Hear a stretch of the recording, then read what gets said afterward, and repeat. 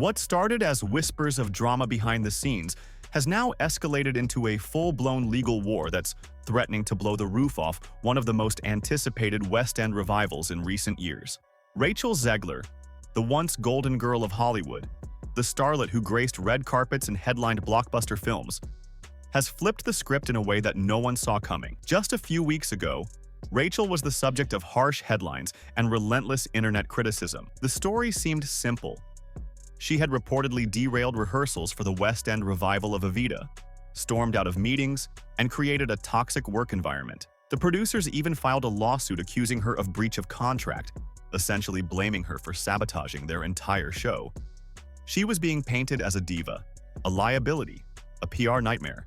It looked like the fall of yet another young star who flew too close to the sun. But Rachel isn't going down quietly. Instead of retreating, Rachel is coming back with a counterpunch so explosive it might take the entire production down with it. Through her legal team in London, she's now filed a countersuit that doesn't just deny the allegations, it turns the entire narrative on its head. According to Rachel's new legal filing, what happened behind the scenes wasn't just unfortunate or unprofessional. It was orchestrated. She's accusing the production team of creating a deliberately toxic environment from the very first week she arrived. Not just creative disagreements or uncomfortable tension, but psychological warfare.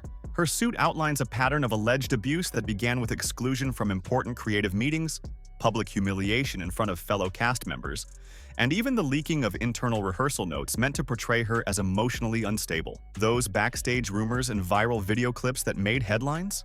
Rachel claims they weren't accidental. She says they were part of a calculated smear campaign designed to discredit her and push her out without having to take public responsibility. And it gets even messier. The most jaw-dropping allegation in her countersuit? Rachel claims the production was secretly rehearsing her replacement while she was still showing up to work every day. Imagine being cast as the lead in one of the most iconic musical roles ever, only to find out that behind your back, they were already preparing someone else to take your place. That's not just betrayal, it's sabotage. For weeks, the media had fed the public a clean, simple narrative. Rachel got too difficult, ruined rehearsals, and cost the producers millions. But now, her legal team is revealing a much darker version of events. One where Rachel was baited, manipulated, and framed for a meltdown that was actually engineered. The leaked footage that showed her allegedly yelling during rehearsal? Her team says it was filmed without consent, edited to cast her in the worst possible light, and released as part of an intentional character assassination. They claim she was pushed to the brink and filmed precisely at her lowest moment, just to provide ammunition for a lawsuit. And this isn't speculation. It's all laid out in an official court document.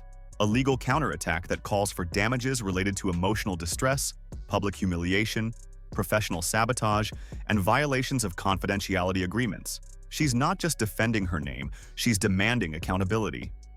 Online, the reaction has been nothing short of a roller coaster. People who were dragging Rachel just 2 weeks ago are now re-examining everything. They're asking why rehearsal footage was recorded in the first place. They're questioning the timing of the leaks and the motivations behind them. For many fans, what once looked like a diva breakdown is starting to resemble a trap. So how did it come to this? How did the bright, promising star of Disney's upcoming Snow White reboot end up fighting for her reputation in a courtroom? It all started when Rachel was cast as the lead in the West End revival of Evita, a prestigious, high-pressure role that promised to showcase her raw talent without the safety net of CGI or big-budget movie editing. But from the moment rehearsals began, things reportedly felt off.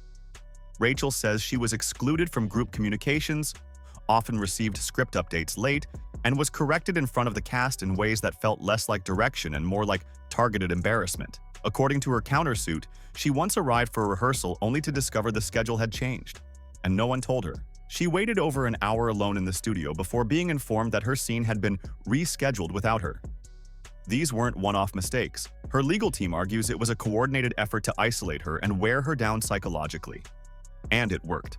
Over the course of several weeks, Rachel says she went from hopeful and collaborative to emotionally exhausted and on edge. Not because she was difficult, but because she was being methodically sidelined.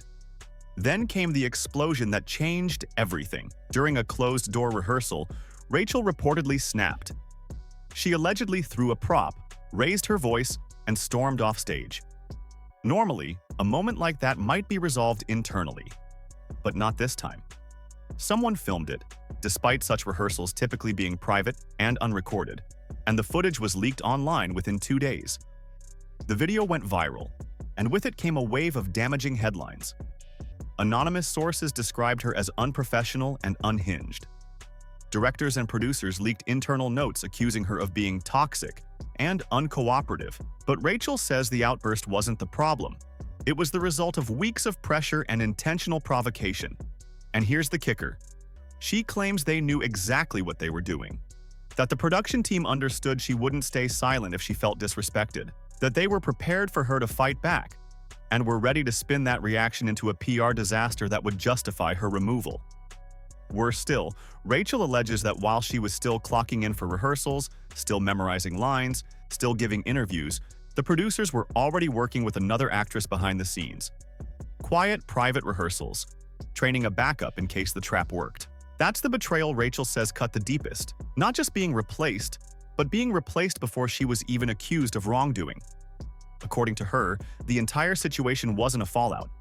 It was a setup, and now the fallout isn't just contained to the courtroom. Backstage at Evita, things are reportedly falling apart.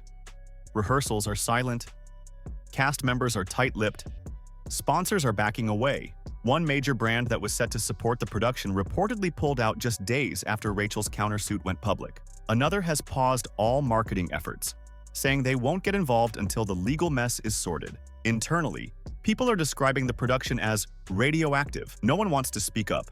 No one wants to be the next target.